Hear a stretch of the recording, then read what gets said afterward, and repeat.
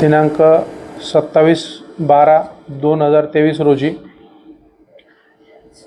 एसटीने प्रवास करणाऱ्या प्रवाशांचे अज्ञात चोरट्यांनी गळ्यातील सोन्याची चेन चोरून नेल्याबाबत दाखल असलेल्या गुन्ह्यात आळेफाटा पोलिसांनी विशेष मेहनत घेऊन माननीय पोलीस अधीक्षक पुणे ग्रामीण श्री अंकित गोयल, माननीय अप्पर पोलीस अधीक्षक श्री मितेश गट्टे साहेब, तसेच जुन्नर उपविभागाचे पोलीस अधिकारी श्री रवींद्र चौधर साहेब यांच्या मार्गदर्शनाखाली आळेफाटा पोलीस स्टेशनचे तपास पथकाने तपास करून रामेश्वर अंबादास जाधव व इतर 7 यांना अटक केली।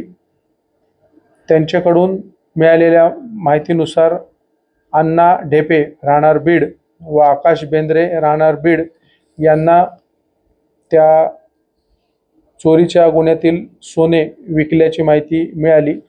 तसेच या गुन्ह्याचा तपास करीत असताना आळेफाटा पोलीस स्टेशन यापूर्वी दाखल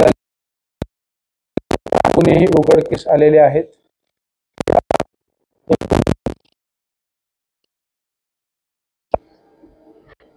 158/23 गुन्ह्यात 20 ग्रॅम वजनाची सोन्याची लगड, दुसऱ्या गुन्हा 737/23 या गुन्ह्यात 10 ग्रॅम वजनाची सोन्याची लगड, तिसरा गुन्हा आहे 773/23 यात 22 ग्रॅम वजनाची सोन्याची लगड व 774/23 या गुन्ह्यात 18 ग्रॅम वजनाची लगड पोलिसांकडून जप्त करण्यात आलेली आहे।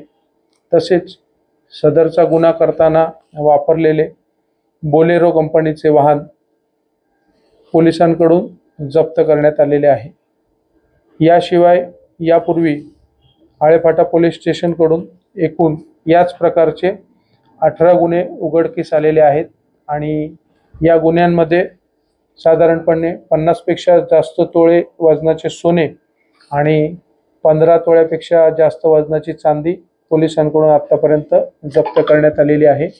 पोलिसांकडून वारंवार जनतेला आवाहन करण्यात येते की प्रवासादरम्यान आपले मौल्यवान दागिने व चीजवस्तू यांची काळजी घ्यावी। दागिने आपण प्रवास करताना स्कार्फने झाकून घ्यावे।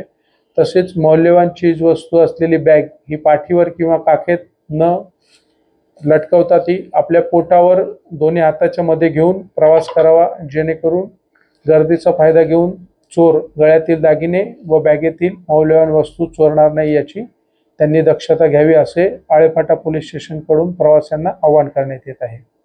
आपण बऱ्याचदा आवाहन करून किंवा बऱ्याच वेळा पब्लिकला सांगूनही साधारणपणे 2 दिवसाआड एकतरी चोरी बस स्थानकात होते आणि प्रवाशांनी आतापर्यंत 2 वेळा घटना झाल्या तर प्रवासी सांगतात की चोर धरून त्यांनी पोलीस स्टेशनला जमा केले तरी तिसऱ्या दिवशी चोर स्टँडमध्ये परत असतो।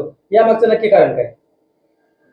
यामागचं नक्की कारण तरी सकाळ संध्याकाळ पोलीस आणि पत्रकार बांधव व आजूबाजूचे पोलीस मित्रही चोरी होऊ नये याची दक्षता घेत असतात, परंतु गर्दी आणि रांगेत प्रवासी बसमध्ये चढणे किंवा उतरणे ही प्रक्रिया होत नसल्यामुळे सदरचे प्रकार वारंवार घडत आहेत।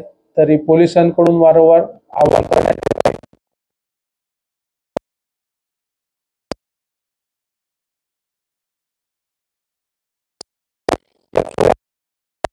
थांबतील याची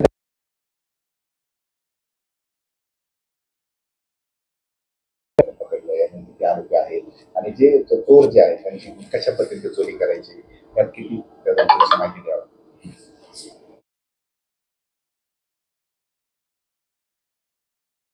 आमचं तपास पथक याच्यात विशेष प्रावीण्य मिळवलेलं आहे आणि यापूर्वीही चोरी करणारे चोर यांची गुन्हे करण्याची पद्धत आणि ते कशा प्रकारे चोरी करतात आणि आपला कुठेही सहभाग दिसू नये यासाठी दक्षता घेत असतात। परंतु आपण त्या ठिकाणी लावलेले कॅमेरे व इतर माहितीच्या आधारे त्यांना आपण ट्रेस केलेले आहे आणि त्यांच्याकडून हा माल रिकवर केलेला आहे।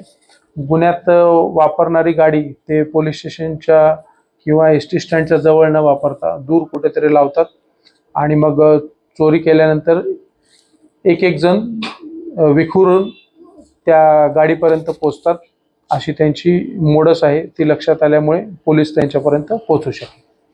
पोलिसांनी कधी जिल्ह्याच्या बाहेर जाऊन कारवाई केली आहे का? कोरोनावर कारवाई करते आपण असं काही?